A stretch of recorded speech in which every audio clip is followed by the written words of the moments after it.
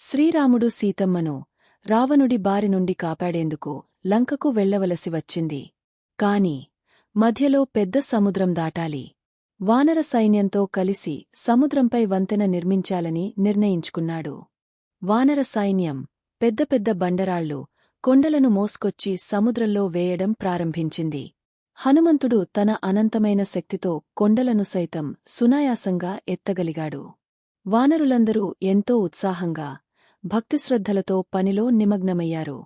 అందరూ తమ సాయశక్తులా ప్రయత్నిస్తుండగా అక్కడే ఉన్నొక చిన్న ఉడుత కూడా తన వంతు సహాయం చేయాలని అనుకుంది.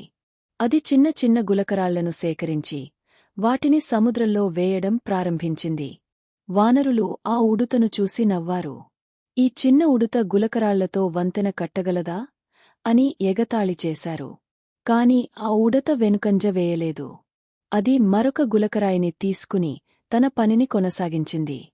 శ్రీరాముడు ఉడుత యొక్క భక్తిని, నిబద్ధతను గమనించాడు.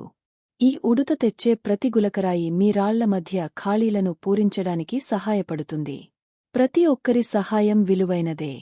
చిన్నదైనా పెద్దదైనా భక్తితో చేసే ప్రతి పని గొప్పదే అని శ్రీరాముడు వానరులకు చెప్పాడు. శ్రీరాముడు ఉడుత యొక్క నిబద్ధతను మెచ్చుకుంటూ దాని వీపుపై సున్నితంగా తడిమాడు. అతని స్పర్శ తగిలిన చోట 3 గీతలు వచ్చాయి. ఆశీర్వాద గుర్తులుగా ఆ గీతలు నేటికీ ఉడుతల వీపుపై కనిపిస్తాయి అంటారు. శ్రీరాముని మాటలతో వినయంగా వానరులు ఉడుతతో కలిసి నూతన ఉత్సాహంతో పనిచేసి రామసేతు అనే అద్భుతమైన వంతెనను నిర్మించారు. ఆ వంతెన ద్వారా శ్రీరాముడు లంకకు చేరుకుని రావణుడిని ఓడించి సీతమ్మను విడిపించాడు. ఈ కథ మనకు భక్తి, నిబద్ధత మరియు సహకారం యొక్క ప్రాముఖ్యతను తెలియజేస్తుంది.